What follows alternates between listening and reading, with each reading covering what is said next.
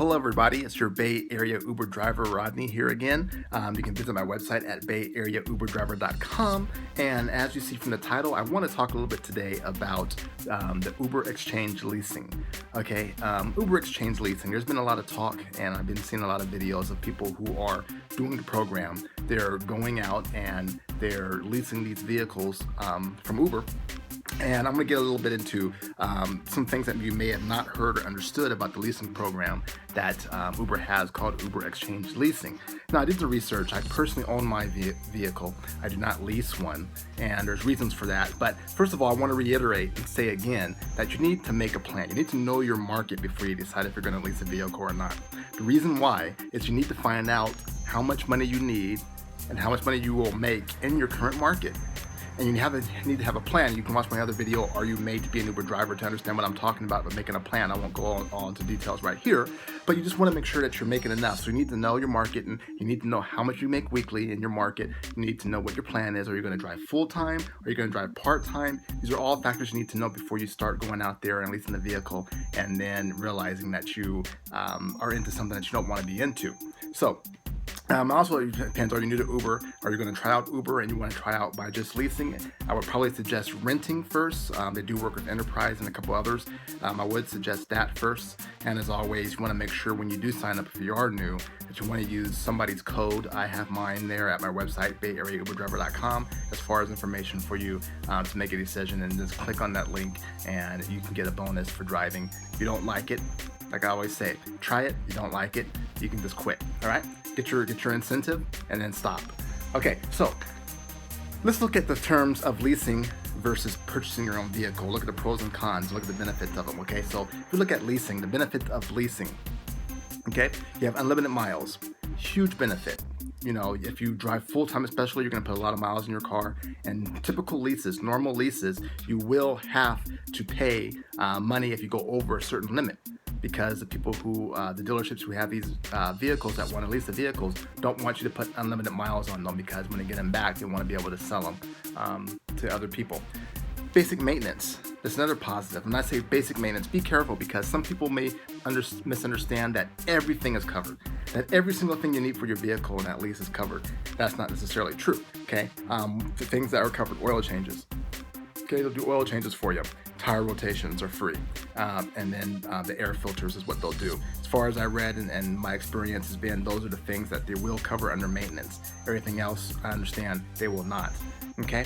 Another benefit is you can walk away on short notice. You can give them a couple weeks notice. I understand after 30 days, give them a couple weeks notice and you can be done with it without these hefty fees. I understand it's a $250 fee, but you pay that also up front as security and a down payment. So walking away from it with no questions asked is a huge benefit, where a traditional lease, you would have to pay penalties and fees for getting out of your lease early. Okay, it's another huge benefit there.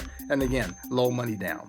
Low money down. $250 is typically what you need, and you can get into a vehicle and start leasing it and be on the road and start driving for Uber. Okay, so those are the benefits. Now, if you talk about buying, and the benefits of buying is you have a chance of equity, meaning you have a chance of having paid off your car if you're making payments and the car is worth a certain amount of money, and then you pay off your car. You have equity there that if you do stop driving the car, you can go and sell it and make money. Sometimes cars don't hold their value, depends what kind of car you get, et cetera, how much you owe, how much you buy it for. All those factors play in it. That's why I say there's a chance of equity if you do own your own vehicle. Most likely the payments will be lower, okay, but you won't have the free maintenance. Now, maintenance, you have to do your costs, okay? So how long will it take you to drive before you have to get an oil change? Typically, it's 3 months, 3 to 5 months. Typically, 5,000 miles is what normal people do. Used to be 3,000, 3 months, but that's changed. So if you figure that much, if you drive that quickly, with 5,000 miles and you're doing more oil changes. But get the price of what the oil change is. They can vary anywhere from a low of $40 to 80 or 90 if you get synthetic oil. Okay, so do that cost, figure that out, and wonder if that's cheaper than going in full in on a lease where they do free oil changes. Tire rotations, you can get those for free. If you don't know that, you can go to a tire place. Most of them will do them for free, especially if you buy your tires from a certain place like Les Schwab. They'll do it for free for you anytime you need a tire rotation. So that's not a big deal. And air filters, they do cost money.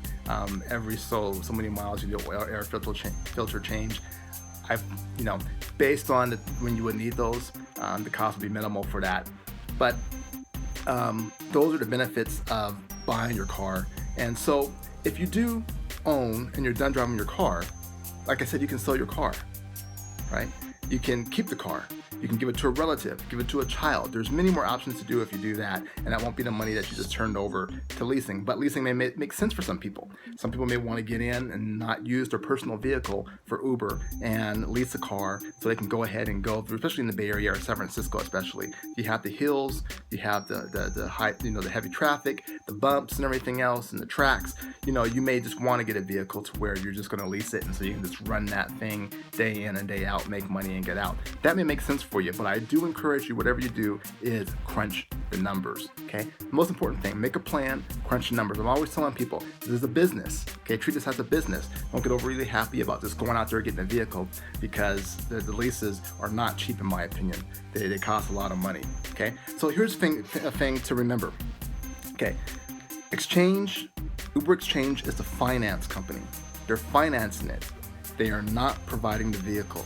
That's why after you get approved, and I did go through that process, I was approved. It's very easy to get approved, and they'll keep telling you you're approved. Go to the dealership. These are participating dealerships. Okay, the dealerships have the vehicles. Okay, Uber Xchange is not the dealership. Very important that you understand that. Very important that you realize that. Okay, because what's going to happen is after you get approved, Uber's going to tell you to contact these dealerships who are participating. I suggest don't just go down there. You would hear that a lot. A lot of people tell you that. Don't just go down there because they might not have a vehicle that they're willing to lease to you. And I say willing, okay? It's a key. So call, see if there's an Uber representative there. There should be. See if they're on duty, see when they're working, make an appointment, and go down and see what kind of vehicles they have. And kind of ask them around what kind of vehicles they have. Now, most of them will be used vehicles, and they'll try to get you to go into a used vehicle. Okay, I'm sorry. They'll try to get you to go into a new vehicle.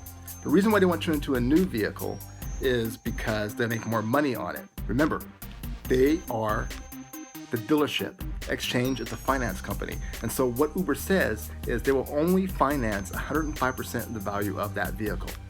So, for example, if they get a popular vehicle, a Toyota Camry, or a vehicle that has high resale value, okay, leasing it to you, they may not make as much money as if they sold it. So when you go there, they'll tell you these are only vehicles we're willing to lease to you. That's what they're really saying. They may say we only have so many available. We have these new ones available though. You can get a new one. Okay, don't buy into that. Okay, because they want to make money. That's what they're in the business of doing. That's what you're in the business of doing. Treat this as a business. Okay, you got to think. Okay, that's what I keep telling people. So, what you want to make sure is when you go down there and you call around to dealerships, see if the Uber representative is there, see what kind of vehicles they will lease to you, and then go down and get the vehicle that you want, okay? Dealerships are out there to make money, so you got to be patient a little bit. You got to be patient. So once you get a vehicle, you got to go out and get insurance. You got to make sure the papers are correct. So it's not just as simple as getting approved, going down there, driving up the same day. You could, but there's a lot of back work to do, okay? So the thing, again, I want you to remember, crunch the numbers, treat it like a business, decide if this is really what you want to do as far as leasing the vehicle, and be smart, because some of those leases can get to $250 a week. Some are, I've heard the best deal being like $105 a week, which is rare. A lot of times I think they're about $160, $170 a week. So it depends what kind of vehicle you get. Like I said, a lot of them are used. Just be smart with Uber Xchange. I personally think that you can, if you can afford it, buy a used vehicle. Buy a used Camry or something. Spend $5,500, $6,000 on a used vehicle that's in good condition, has decent miles on it, because these cars are built to go for a long time, and I think you'll be better off doing that than going out and leasing. That's my own personal opinion. There's others that think otherwise. Let me know how you feel. Go to BayAreaUberDriver.com. I'm going to eventually add a page that references this video, and we'll talk a little bit more about Uber Xchange and the positives and negatives. I'll have that listed there on my website. So thanks again. This is your Bay Area Uber driver. Talk to you guys later.